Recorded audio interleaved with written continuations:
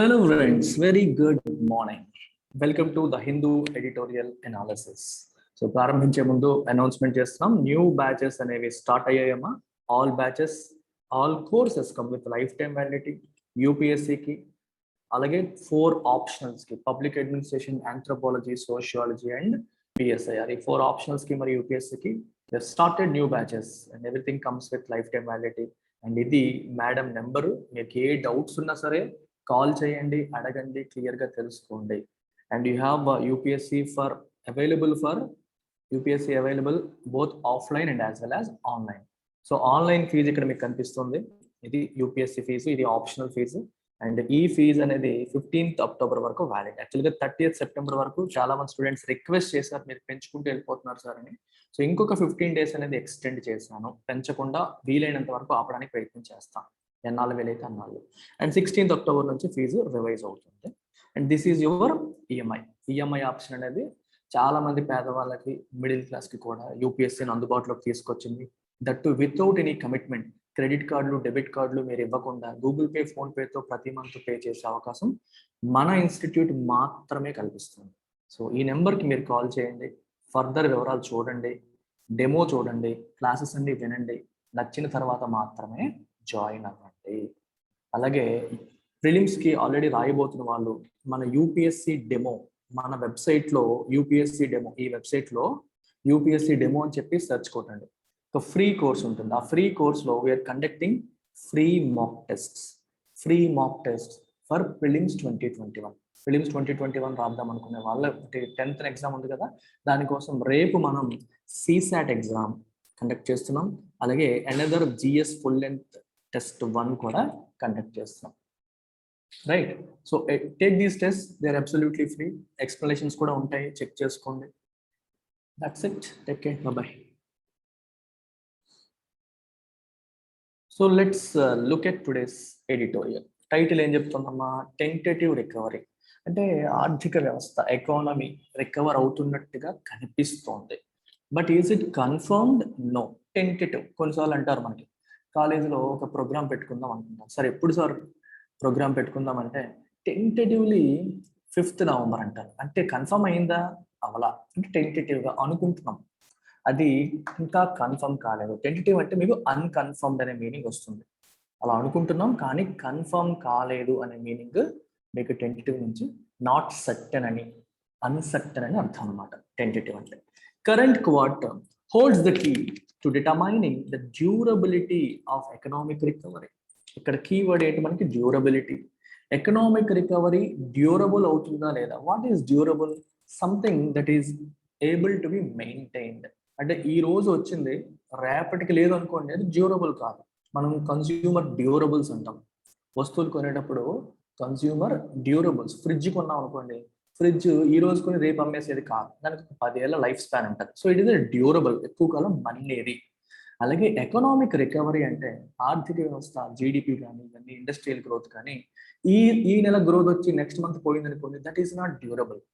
So వరుసగా ప్రతి నెల కూడా గ్రోత్ కనిపిస్తుంది అనుకోండి, then you say it is durable economic recovery. అప్పుడు మనం డ్యూరబుల్ ఎకనామిక్ రికవరీ అని చెప్పి అంటాం.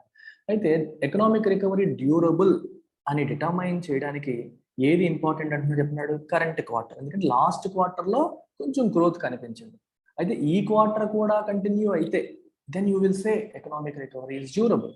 డ్యూరబిలిటీ ఉంటుందా లేదని మనకి అప్పుడు తెలుస్తుంది. Two separate sets of macroeconomic data, one from the government on output at 8 core industries in August, and the other IHS Markets survey-based purchasing managers index for the manufacturing sector from September, collectively point to a recovery in industrial activity. Okay. 2 data points వచ్చాయి. ఒకటేమో government of India release చేసిన data. ఏంటది? 8 core industries యొక్క output ఆగస్ట్లో ఎలా ఉంది. ఇప్పుడు మీకు ఒక చిన్న అసైన్మెంట్. కామెంట్ సెక్షన్లో మీరు what are those 8 core industries, ఆ 8 కోర్ ఇండస్ట్రీస్ ఏంటి అనేది మీరు కామెంట్ సెక్షన్లో రాస్తారు. దీంతో పాటు ఈచ్ ఇండస్ట్రీ, 8 ఇండస్ట్రీలు కదా, దాని యొక్క వెయిటేజ్ కూడా రాస్తారు. అంటే మొత్తం 100% అనుకుంటే 8 కోర్ ఇండస్ట్రీస్ కలిపి అందులో ఎలక్ట్రిసిటీకి ఎంత, స్టీల్కి ఎంత, అంటే డిఫరెంట్ ఇండస్ట్రీస్ దాంట్లో ఉంటాయిగా, ఒక్కొక్క దానికి వెయిటేజ్ ఎంత అని కూడా రాస్తారు. 8 core industries along with their weightage is what you will mention in the comment section. Right, 8 core industries యొక్క అవుట్పుట్ డేటా రిలీజ్ చేశారు. ఇంకొకటి ఏంటంటే ఐహెచ్ఎస్ మార్కెట్ వాళ్ళు సర్వే, ఇది ఒక కంపెనీ, వీళ్ళు ఏం చేస్తారంటే ఒక సర్వే చేస్తారు. ఈ సర్వే బేస్డ్ ఇండెక్స్ అనమాట. ఇండెక్స్ అంటే ఒక నెంబర్, ఫైనల్గా ఒక నెంబర్ రిలీజ్ చేస్తారు. ఈ ఇండెక్స్ పేరేంటి? Purchasing managers index. Purchasing managers index అనేది సర్వీసెస్ కి సెపరేట్ గా, మ్యానుఫ్యాక్చరింగ్ సెక్టర్ కి సెపరేట్ గా కండక్ట్ చేస్తారు. దీంట్లో ఏం చేస్తారంటే మ్యానుఫ్యాక్చరింగ్ సెక్టర్ లో ఉన్న పర్చేసింగ్ మేనేజర్స్, ఏదైనా కంపెనీకి వెళ్ళినప్పుడు మ్యానుఫ్యాక్చరింగ్ లో there is someone called purchasing manager. Purchasing manager యొక్క పని ఏంటి? ఆ కంపెనీకి అవసరమైన రా మెటీరియల్స్ పర్చేస్ చేయడం అంతా, పర్చేజ్ ఆర్డర్స్ అంటారు, పిఓస్ అంటారు, ఇష్యూ చేసేది అతనే. అంటే అతను అప్రూవల్ లేకుండా ఆ కంపెనీ ఏమీ కొనుగోలు చేయదు. కంపెనీ ఏం కొనుగోలు చేస్తుంది? రా మెటీరియల్స్ కొనుగోలు చేస్తుంది. అంటే ఇండస్ట్రీకి అవసరమైన రా మెటీరియల్స్, ముడి సరుకుని కొనుగోలు చేస్తారు. ఇతను అప్రూవల్ లేకుండా జరగదు. అతని దగ్గరికి వెళ్ళడం వల్ల అడ్వాంటేజ్ ఏంటి? He knows what exactly is happening in that month. అంటే ఈ మంత్ కొనుగోలు పెంచారా, తగ్గించారా? రా మెటీరియల్ కొనుగోలు పెంచడం, తగ్గించడం అనేది దేని మీద ఆధారపడుతుంది? వాళ్ళ ప్రొడక్షన్ మీద. ప్రొడక్షన్ పెరిగింది అనుకోండి, సో డిమాండ్ బాగా, అంటే ఇన్ఫాక్ట్ మార్కెట్లో డిమాండ్ పెరిగింది అనుకోండి, దానికి తగ్గట్టుగా ప్రొడక్షన్ పెంచాలి. ప్రొడక్షన్ పెంచాలంటే తగ్గట్టుగా రా మెటీరియల్ పర్చేస్ కూడా పెంచాలి. సో ఆ రకంగా ఈయనకి గ్రిప్ ఉంటుంది, ఏం జరుగుతోంది ఆ పర్టికులర్ ఇండస్ట్రీలో అని చెప్పి, వాళ్ళ కంపెనీలో ఏం జరుగుతుందని ఆయనకి ఫుల్ గ్రిప్ ఉంటుంది. అలా ప్రపంచవ్యాప్తంగా ఉన్న ప్రామినెంట్ మ్యానుఫ్యాక్చరింగ్ కంపెనీస్ లో ఉన్న పర్చేసింగ్ మేనేజర్స్ ని సంప్రదించి ఒక సర్వే చేసి, మీరు ఈ మంత్ లాస్ట్ మంత్ తో పోలిస్తే బాగుంది అనుకుంటున్నారా, బాగాలేదు అనుకుంటున్నారా, ప్రొడక్షన్ పెంచుతున్నారా, తగ్గిస్తున్నారా, రా మెటీరియల్ పర్చేస్ పెంచుతున్నారా, ఇలా కొన్ని క్వశ్చనర్ ఉంటాయి. ఈ క్వశ్చనర్ వాళ్ళని అడిగి వాళ్ళు ఇచ్చిన ఆన్సర్స్ బట్టి వీళ్ళు ఒక ఇండెక్స్ అనేది తయారు చేస్తారు. ఈ ఇండెక్స్ అనేది గ్రేటర్ దాన్ 50 ఒక నెంబర్ వస్తుంది. ఆ నెంబర్ అనేది గ్రేటర్ దాన్ 50 ఉంటే ఎక్స్పాన్షన్ అని అర్థం. అంటే ఇంతకు ముందు నెలతో పోల్చుకుంటే ఈ మంత్ గ్రో అవుతున్నాము, లాస్ట్ మంత్ కంటే బెటర్ గా ఉన్నాము అని అర్థం. If it is less than 50 contraction అని అర్థం. లాస్ట్ మంత్ తో పోలిస్తే గ్రోత్ కాదు, డీ గ్రోత్, ప్రొడక్షన్ అనేది తగ్గిపోతుంది అని అర్థం. సో ఈ పిఎంఐ డేటా ద్వారా మనకి ఏం తెలుస్తుంది? మంత్ ఆన్ మంత్ ఆ కంపెనీ ఎక్స్పాండ్ అవుతుందా, లేకపోతే కాంట్రాక్ట్ అవుతుందా? దేంట్లో? అవుట్పుట్ విషయంలో ప్రొడక్షన్ యాక్టివిటీ పెరిగిందా, తగ్గిందని మనకి తెలుస్తుంది అనమాట. సో సెప్టెంబర్ నెలకి మ్యానుఫ్యాక్చరింగ్ సెక్టర్ కి పిఎంఐ డేటా కూడా వచ్చింది. ఇంకోటి government of India 8 core industries యొక్క అవుట్పుట్ డేటా రిలీజ్ చేసింది. ఈ రెండింటిని మనం చూసినప్పుడు మనకి ఏం కనిపిస్తుంది? Both of them point to a recovery in industrial యాక్టివిటీలో రికవరీ కనిపిస్తుంది. అంటే పిఎంఐ ఇండెక్స్ గ్రేటర్ దాన్ 50 ఉందని అర్థం. 8 కోర్ ఇండస్ట్రీస్ లో కూడా అవుట్పుట్ పెరిగింది అని అర్థం. చూద్దాం. The provisional figures based on the index of 8 core industries spanning coal to fertilizers, coal నుంచి fertilizers వరకు, అంటే 8 ఇండస్ట్రీస్ లో 2 పేర్లు మీకు ఎక్కడే వచ్చేసాయి. So overall output grew 11.6% year on year in August. August నెలలో గత సంవత్సరం ఆగస్టుతో కంపేర్ చేస్తే 11.6% అవుట్పుట్ పెరిగింది అని తెలుస్తోంది. Helped substantially by expansions in electricity and steel production of 15.3% and 5.1% respectively. ఈ 11.6% గ్రోత్ కి ప్రెడామినెంట్ గా హెల్ప్ చేసిన ఇండస్ట్రీస్ ఏంటంట? ఎలక్ట్రిసిటీ మరియు స్టీల్ ప్రొడక్షన్. ఎలక్ట్రిసిటీ ఏమో 15.3% పెరిగింది, స్టీల్ ప్రొడక్షన్ ఏమో 5.1% పెరిగింది compare to August 2020. With weights of almost 20% and 18% in the index. Electricity weight అంతా 20%, అంటే 1/5 ఎలక్ట్రిసిటీకి ఇచ్చారు, 18% ఏమో స్టీల్ కి ఇచ్చారు respectively. The two industries were also among the only 3 sectors that posted month on month expansion from July, with natural gas being the third. ఇప్పుడు మనం మాట్లాడింది year on year, అంటే 2020 ఆగస్టుతో పోలిస్తే 2021 ఆగస్టులో ఏం జరిగింది అనేది మనం మాట్లాడాం. అలాగే మంత్ ఆన్ మంత్ కూడా చూసారు. జూలైతో కంపేర్ చేస్తే ఆగస్టులో ఏ ఇండస్ట్రీస్ పాజిటివ్ గా ఉన్నాయి అంటే ఓన్లీ 3 ఇండస్ట్రీస్ మాత్రమే పాజిటివ్ గా ఉన్నాయి. మిగిలిన 5 జూలైతో కంపేర్ చేస్తే నెగిటివ్ లో ఉన్నాయి. అయితే ఆ 3 ఇండస్ట్రీస్ ఏంటి? ఒకటి న్యాచురల్ గ్యాస్, ఎలక్ట్రిసిటీ, స్టీల్, అది చెప్తున్నారు. Electricity output was likely buoyed by the lull in monsoon activity. Monsoon యాక్టివిటీలో చిన్న డల్నెస్ వచ్చింది. లల్ అంటే టెంపరరీ పాజ్, అంటే వర్షాలు సరిగ్గా పడల ఆగస్టులో. సో ఆగస్టులో వర్షాలు సరిగ్గా పడనప్పుడు ఏమవుతుంది, ఎలక్ట్రిసిటీ పంపు వాడడం అనేది పెరుగుతుంది. వర్షం పడితే మనకి పంపులు వాడాల్సిన అవసరం రాదు, వర్షాలు తగ్గాయి కాబట్టి పంపులు వాడడం అనేది పెరిగింది. అందువల్లే ఇట్ వాస్ సపోర్టెడ్ బై, బుయిడ్ అంటే సపోర్టెడ్, ఎంకరేజ్డ్ అని అర్థం అనమాట. మాన్సూన్ యాక్టివిటీ డల్గా ఉండడం వల్ల ఎలక్ట్రిసిటీ పంపులు వాడడం పెరిగి ఎలక్ట్రిసిటీ అవుట్పుట్ అనేది, డిమాండ్ పెరిగి అవుట్పుట్ అనేది పెంచాల్సి వచ్చింది. As well as an uptick in broader industrial power consumption. Industrial power consumption కూడా పెరిగింది. ఇండస్ట్రీస్ పవర్ ని కన్జ్యూమ్ చేయడం కూడా పెరగడం వల్ల కూడా మనకి ఎలక్ట్రిసిటీ అవుట్పుట్ అనేది పెరిగింది. అలాగే and improved government spending on infrastructure projects ought to have undergirded demand for steel. Government ఏమో ఇన్ఫ్రాస్ట్రక్చర్ కోసం స్పెండ్ చేయడం అనేది పెంచింది. ఇన్ఫ్రా అంటే మనకి రోడ్లు కావచ్చు, ఇవన్నీ బ్రిడ్జ్లు, ఇలాంటివన్నిటిని ఇన్ఫ్రాస్ట్రక్చర్ అని చెప్పి మనం అంటాం. డ్యాములు, బ్రిడ్జ్లు, రోడ్లు, వీటి కోసం గవర్నమెంట్ స్పెండింగ్ పెరగడం వల్ల డిమాండ్ ఫర్ స్టీల్ కూడా పెరిగింది. ఇక్కడ అండర్గర్డ్ అనే పదం వాడు. అండర్గర్డ్ అంటే సపోర్ట్, ప్రొవైడ్ సపోర్ట్ అని అర్థం. ఆట్ టు హ్యావ్ అంటే should have supported demand for steel. అంతే కదా, ఇన్ఫ్రాస్ట్రక్చర్ బిల్డింగ్ కట్టాలంటే స్టీల్ లేకుండా కట్టలేం కదా, ఏం చేయాలంటే స్టీల్ అవసరం. సో ఇన్ఫ్రాస్ట్రక్చర్ స్పెండింగ్ పెరిగే కొద్దీ స్టీల్కి ఉండే డిమాండ్ అనేది పెరుగుతుంది. That is given. అర్థమైందా? డిమాండ్ ఫర్ స్టీల్కి గవర్నమెంట్ యొక్క స్పెండింగ్ సపోర్ట్ చేసింది. Refinery products, the largest constituent of the index, recorded 9.1% growth over August 2020 with gradual easing of the pandemic related restrictions. Pandemic related restrictions అని మెల్లమెల్లగా is చేసేసరికి refinery products కూడా 9.1% grow అయ్యింది. Right, year on year August 2020తో పోల్చుకుంటే. Refinery products ఏంటి, ఈ index లో లార్జెస్ట్ కాన్స్టిట్యూయెంట్ 8 ఇండస్ట్రీస్ కదా, 8 ఎక్కువ వెయిటేజ్ ఉన్నది ఏంటి అంటే రిఫైనరీ ప్రొడక్ట్స్. ఎంత వెయిటేజ్ అనేది మీరు కామెంట్ సెక్షన్ లో రాస్తారు. However, an almost 9% slump in diesel consumption from the preceding month saw the sector post a 5.5% sequential contraction. Refinery products అంటే ఏంటవి, పెట్రోలు, డీజిల్, కిరోసిన్, ఇవన్నీ. ఇది లాస్ట్ ఇయర్ ఆగస్ట్తో పోలిస్తే 9.9% పెరిగింది. కానీ డీజిల్ కన్సంప్షన్ బాగా తగ్గిపోవడం వల్ల దేంతో కంపేర్ చేస్తే, జూలైతో కంపేర్ చేస్తే సీక్వెన్షియల్గా 5.5% కాంట్రాక్షన్ వచ్చింది. మీరు చూడండి, ఇక్కడ రెండు రకాలు.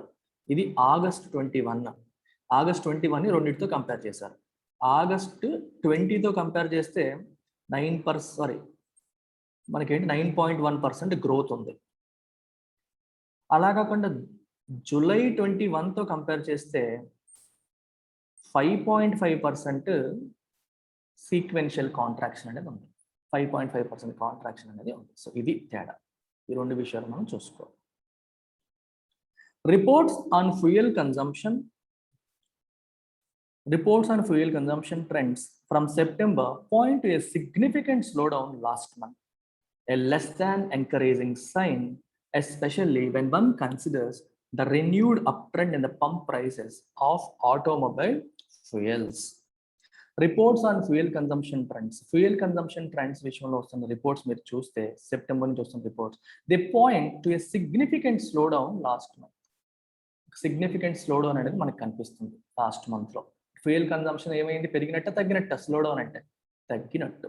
అంటే చూడండి, ఎకానమీ ఎప్పుడు రికవర్ అయినా, ఎకానమీ ఎప్పుడు బజింగ్ విత్ యాక్టివిటీ ఉందంటే ఫ్యూయల్ కన్జంప్షన్ పెరుగుతుంది. There will be lot of transport, there will be lot of movement. So fuel consumption పెరుగుతుంది. అయితే మీరు ఫ్యూయల్ కన్జంప్షన్ ట్రెండ్స్ చూస్తుంటే లాస్ట్ మంత్ అంటే సెప్టెంబర్లో స్లోడౌన్ కనిపిస్తున్నట్టు ఉంది అనిపిస్తున్నారు. Less than encouraging sign. So ఈ సైన్ అనేది ఎలాంటిది, ఎంకరేజింగ్ గా కాదు.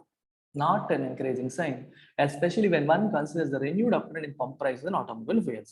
ఒకవైపు ఏమో రేట్లు ఏమో పెరిగిపోతా ఉన్నాయి, సో ఈ కన్జంప్షన్ అనేది బాగా తగ్గిపోయింది. సో ఇది ఎంకరేజింగ్ సైన్ కాదు. మోస్ట్లీ రేట్లు పెరిగిపోవడం వల్లే కన్జంప్షన్ తగ్గిపోయిందేమో అన్న అనుమానాలు కూడా వస్తున్నాయి. Also with rains in September exceeding the long period average for the month by A sizeable margin, power demand two was hit last month. చూడండి, రెయిన్స్ బాగా పెరిగాయి లాస్ట్ మంత్ విపరీతంగా, అంటే ఎప్పుడు యావరేజ్ కంటే ఎక్కువ వచ్చి. ఆగస్ట్లో రెయిన్ ఏమో తక్కువ పడింది, సో పవర్ డిమాండ్ పెరిగింది. ఇప్పుడు సెప్టెంబర్లో రెయిన్ ఎక్కువ పడింది, సో పవర్ డిమాండ్ అనేది తగ్గింది. దానివల్ల ఏమవుతుంది, ఎలక్ట్రిసిటీ సెక్టార్ మళ్ళీ గ్రోత్ పోస్ట్ చేయకపోవచ్చు అని ఇక్కడ ఉద్దేశం. అర్థమైంది మీకు? రెయిన్స్ ఎక్కువ పడితే మనకి వ్యవసాయానికి, ఎస్పెషల్ అగ్రికల్చర్కి వచ్చేసరికి పంప్ అవసరం లేకుండా మాన్సూన్ ద్వారానే అయిపోతుంది.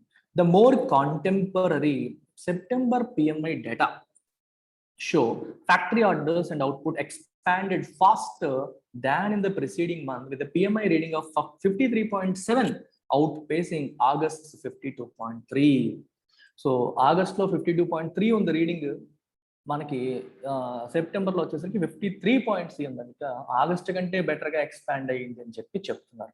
ఆగస్ట్లో కూడా ఎక్స్పాన్షన్ ఉంది, సెప్టెంబర్లో కూడా ఎక్స్పాన్షన్ ఉంది, కానీ ఆగస్ట్ కంటే సెప్టెంబర్లో ఇంకా ఎక్కువ ఎక్స్పాండ్ అయ్యింది అనే విషయం మనకి సెప్టెంబర్ పిఎంఐ డేటా అనేది చూపిస్తుంది. Manufacturers reported favourable market conditions and improvements in sales volumes with makers of consumer goods leading the pack. మరి 50 కంటే ఎక్కువ ఉంటే పాజిటివ్ అని చెప్పాను మీకు, ఇంకా ఇందాక ఎక్స్పాన్షన్ అని చెప్పాను. సో మ్యానుఫ్యాక్చరర్స్ ఏమని చెప్తున్నారు, కారణాలు ఏమని చెప్తున్నారు? రిపోర్టెడ్ ఫేవరబుల్ మార్కెట్ కండిషన్స్ అనేవి మాకు ఫేవరబుల్గా ఉన్నాయి, అలాగే సేల్స్ వాల్యూమ్స్ కూడా బాగా ఇంప్రూవ్ అయ్యాయి, కాబట్టే మేము ఎక్స్పాండ్ అవుతున్నాం అని చెప్పి వాళ్ళు చెప్పారు. అండ్ కన్స్యూమర్ గుడ్స్ మేకర్స్ అయితే వాళ్ళు they are leading the pack. ఎందుకు, మీరు ఒకసారి ఇది చూడగానే మీరు పట్టేయచ్చు. మన ఇండియాలో దసరా సీజన్ అంటే అక్టోబరు సీజన్ అనేది కన్స్యూమర్ గుడ్స్కి బెస్ట్ సీజన్. ఎస్పెషల్లీ ఫ్రిడ్జ్లు, టీవీలు కొనేవాళ్ళు ఎక్కువగా ఈ సీజన్లో కొంటారు. ఇన్ఫ్యాక్ట్ కార్ల మీద కానీ, మొబైల్ ఫోన్స్ మీద కానీ, అన్నింటి మీద కూడా దసరా సీజన్లో ఫెస్టివ్ సీజన్ అంటారు. అమెజాన్లో గ్రేట్ ఇండియన్ సేల్, ఫ్లిప్కార్ట్లో బిగ్ బిలియన్ సేల్, ప్రతి ఒక్క రిటైల్ మార్కెట్లో కూడా ఎక్కడ చూసినా సరే సేల్స్ అని విపరీతంగా సేల్ చేస్తారు. అన్నింటిపైన మీకు డిస్కౌంట్లు ఉంటాయి. అండ్ ఇండియాలో మెజారిటీ పీపుల్ పర్చేజెస్ చేసేది ఈ వస్తువులపైన ఈ టైంలో. దీన్ని సీజన్ అంటాం. సో అక్టోబర్లో సీజన్ వస్తుంది. సో సీజన్ వస్తుంది కాబట్టి దానికి తగ్గట్టుగా ఇన్వెంటరీ కూడా బిల్డప్ చేసుకుని ఉండొచ్చు కదా సెప్టెంబర్లో. అందువల్ల కూడా మనకి ప్రొడక్షన్ అనేది పెరిగి ఉండొచ్చు. While some of the increase in orders at manufacturing companies is clearly linked to improved demand for Indian products in the international markets. So ఈ ఇంక్రీజ్ అవ్వడానికి కారణం ఏంటంటే, ఒకటి ఇంటర్నేషనల్ మార్కెట్స్లో ఇండియన్ ప్రొడక్ట్స్కి డిమాండ్ పెరగడం వల్ల. A trend reflected in the more than 21% jump in merchandise exports last month. ఎలా చెప్తున్నారు? మర్చెండైజ్ ఎక్స్పోర్ట్, గుడ్స్ ఎక్స్పోర్ట్లో 21% జంప్ కనిపించింది లాస్ట్ మంత్లో. 21% ఎక్స్పోర్ట్స్లో గ్రోత్ కనిపించింది. అంటే అర్థం ఏంటి? విదేశాల్లో భారతీయ వస్తువులకి డిమాండ్ పెరిగింది, ఎక్స్పోర్ట్స్ పెరిగాయి. అది ఒకవైపు కనిపిస్తుంది. A substantial part is tied to an inventory buildup. ఎందుకని? In view of the festivals. మీకు చెప్పాను, ఫెస్టివల్ సీజన్ రాబోతుంది, మనకు తెలిసిందే.